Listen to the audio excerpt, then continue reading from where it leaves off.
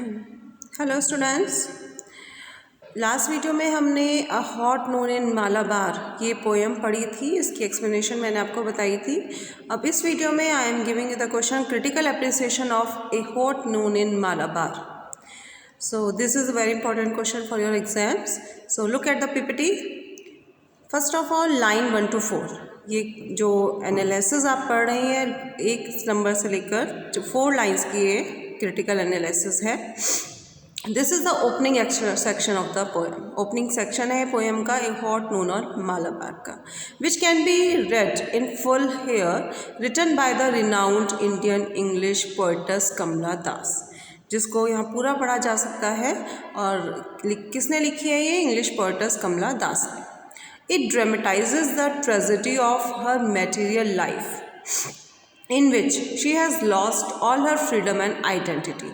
Actually, in this poem, she is comparing her past childhood days with the present days. और after marriage she was not happy. So यही इसमें है कि इसमें dramatise किया गया है उसकी मैरिटल लाइफ की ट्रेजेडी को, जिसमें कि वो अपनी फ्रीडम और आइडेंटिटी खो चुकी है। तो वो अपने चाइल्डहुड डेज़ को इसमें याद कर रही है। इट इज़ ऑलमोस्ट टॉर्चर, ये एक तरह से उनके लिए टॉर्चर है for her to live far away from her parental house in Malabar, कि मालाबार हाउस में जो उनका पेरेंटल हाउस था उससे अलग रहना उनको एक it seems like a torture for her in where she was loved and respected, जहाँ उसे प्यार भी मिलता था और रेस्पेक्ट भी की जाती थी।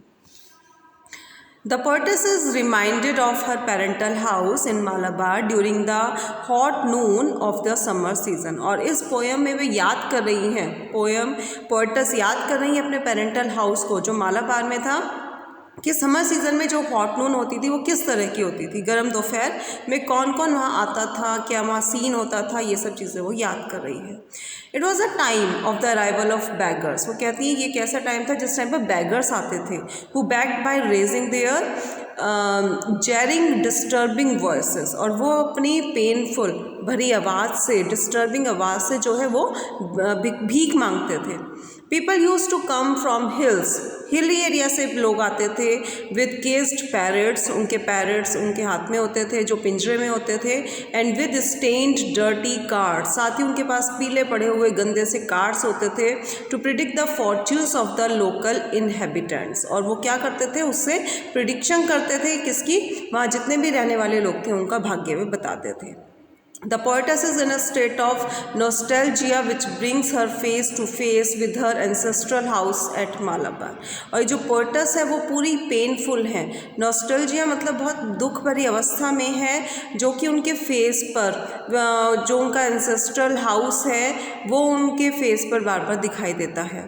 She has imaginatively recreated the live picture of the hot noon in Malabar filled with the life and multiple activities। साथ ही वो क्या कर रही हैं? बहुत सारे जो है उस टाइम पर मालाबार में जो हॉट नून के टाइम पर जो लाइव पिक्चर होती थी उस बड़े जीवंत तरीके से और बहुत ही मल्टीपल एक्टिविटीज़ उन्होंने वहाँ दिखाई हैं। अब next line 4 to 10। This part of hot noon in Malabar is the extension of the lively picture of preceding section which deals with the arrival of the poor beggars in Malabar. अब वे उसको आगे बढ़ा रही हैं जो उन्होंने बताया है कि बैगर्स आते थे मालाबार में to be begging for their survival, अपने सर्वाइवल के लिए बैगिंग करते थे। तो इसको आगे बढ़ाते हुए कहती हैं, it shows how the future tellers were busy predicting the future of their customers by reading fortune card. साथ ही वो बताती हैं कि किस तरह से जो फॉर्च्यून टेलर्स थे वे बिजी होते थे, किस तरह से वो अपने कस्टमर को उनका फॉर्च्यून कार्ड्स पढ़ के उनका बताते थे उनका भाग्य। The brown coloured Kurava girls use to visit the Malabar. वहाँ पर ब्राउन कलर की ब्राउन कॉम्प्लेक्शन वाली कुरावा गर्ल्स भी आती थी। The girls with their experienced eyes, काफ़ी अनुभवी होती थी वे। Predicted the future of their customers, वे भी कस्टमर्स को उनका फ्यूचर बताती थी by minutely studying the palms of their hands, उनकी हथेलियों को पढ़कर, माइन्यूटली बहुत ही बारीकी से उनको पढ़कर निरीक्षण करके उनका फ्यूचर बताती थी। They foretold the future in their carefree, nasalized way। और जो उनका फ्यूचर उन्हें बताया जा उनको बड़ा केयरफुली मतलब नेशनलाइज्ड वे में उनको फ्यूचर बताया जाता था। The bangle sellers spread on the ground dust ridden bangles of different colours to sell them to the people of Malabar. और फिर वहाँ कौन आते थे? बैंगल सेलर्स आते थे। वो ग्राउंड डस्ट मतलब अपनी डिफरेंट कलर की बैंगल्स को जो है वो गंदी डस्टेड थोड़ी वो बैंगल्स होती थी तो उसको वो मालाबार के लोगों को बेचते थे। They use to come to Malabar after travelling long distances. बहुत दूर दूर से वे आते थे। देयर हिल्स डेवलप क्रैक्स, उनके क्रैक्स पड़ गए थे उनके हील्स में due to the long journey on foot, बड़ी लंबी यात्रा की वजह से। As they ascended the porch of poetess parental house, और जब वे पोर्टस के पेरेंटल हाउस के पोर्च में चढ़ते थे they cracked heels produced harsh jarring sound, और उनका जो वो क्रैक हील्स होती थी उससे बहुत ही इरिटेटिंग साउंड निकलती थी which seem to be very strange, जो कि उनको बहुत अजीब लगती थी। The poetess is all lost, recollecting the life of a hot noon in Malabar, which she enjoyed during her early stay in it. A poetess जो है वो पूरी तरह से खो चुकी हैं और अपने उस मालाबार में जो हॉट नून है उसकी लाइफ को रिकलेक्ट कर रही, याद कर रही हैं, जिसमें उन्होंने बहुत ज़्यादा इंजॉय किया था। She was all fascinated by this colorful sight and was totally identified with it. वो जो है पूरी तरह से इस कलरफुल साइट से मतलब बहुत ज़्यादा अट्रैक्टेड थी और पूरी तरह से पूरा आइडेंटिफाई था, उन्हें पूरी परिचित थी। Unlike her present unpleasant and boring city life, her past life in Malabar was very enjoyable and exciting. और जो आज उनकी प्रेजेंट लाइफ है वो बहुत अनप्लीजेंट है, बोरिंग है, और जबकि उनका पास्ट टाइम बहुत ही ज़्यादा इंजॉयबल और एक्साइटेड था। Her separation from her parental house has totally destabilized her life. और जो उनका जो सेपरेशन है अपने पेरेंटल लाइफ से वो बहुत ज़्यादा उनको मतलब पूरी तरह से उनको बहुत खलता है, बहुत डिस्टर्ब करता है। She has lost all her happiness and peace of mind in soul killing city life. और इस सिटी लाइफ में वो अपना हैप्पीनेस और पीस ऑफ माइंड पूरा खो चुकी हैं। The ellipse here shows the poetess's longing for her past stay in Malabar, which was very familiar and pleasant. तो ये जितने भी बिंदु हैं, जितने डॉट्स हैं, ये सब उनके पोएटस की इच्छा है कि वो अब मालाबार में फिर से जाएं और वहाँ पर फिर से उनको इंजॉय करें। नेक्स्ट ये लाइन आपकी 11 to 15। The poem a hot noon in Malabar had its own fascination.